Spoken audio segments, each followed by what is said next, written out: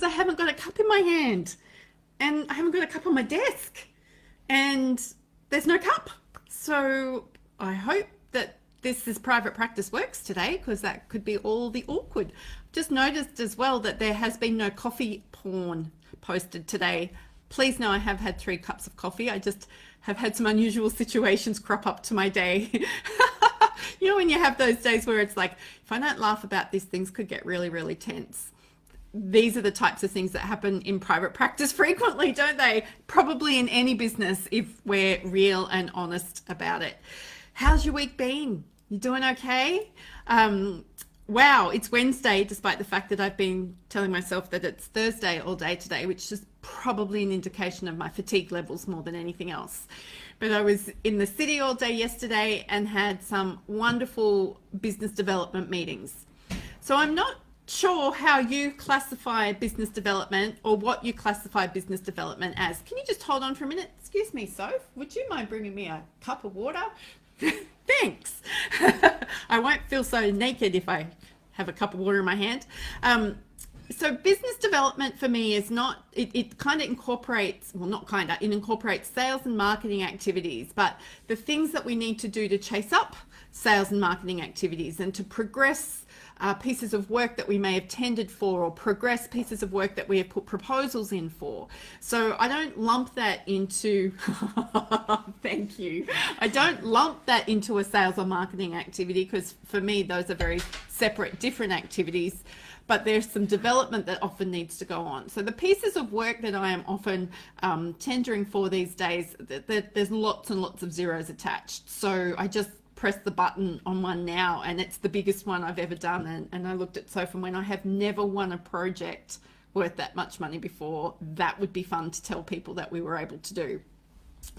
Makes me nervous. But you know, I still have money stuff that I need to deal with. I mean, I look at the potential we have to save that company an incredible amount of money, like millions of dollars globally. So my proportion is tiny compared to that. And I still get nervous because I've never done it before. So I don't know if I'm capable of doing it. And all the doubt kicks in, and there'll be other people and all the other things that go on. And who am I to think that I can do that? But that's got nothing to do with business development right now. Well, it has everything to do with business development, because if you're not developing your business isn't going to grow.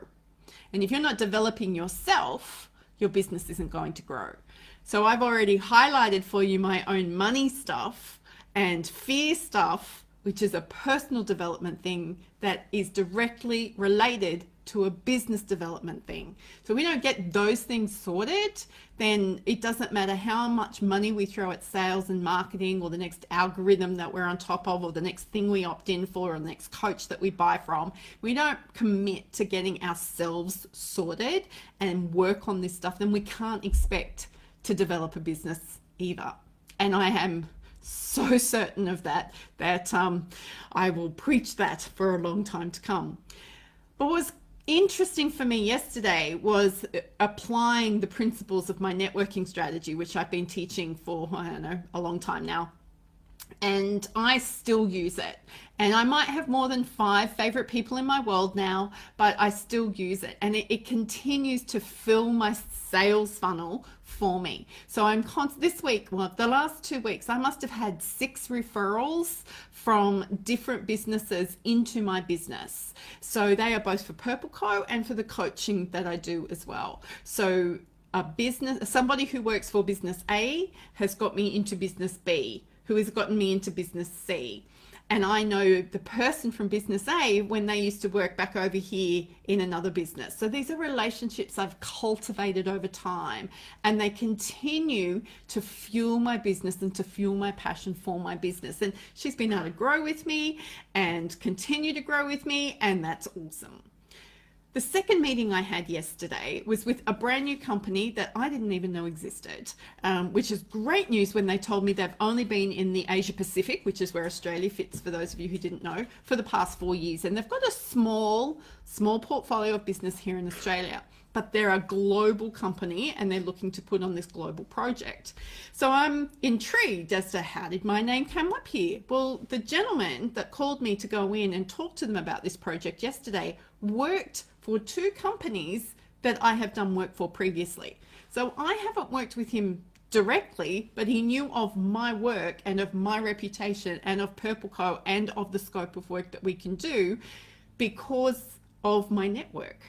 So building a network that allows you to continue to showcase who you are, who you serve, and how you help is how you can continue to have the tap turned on so that you are getting referrals into your business and opportunities for you to go and develop your business, add value to the people you want to serve, and make a significant difference.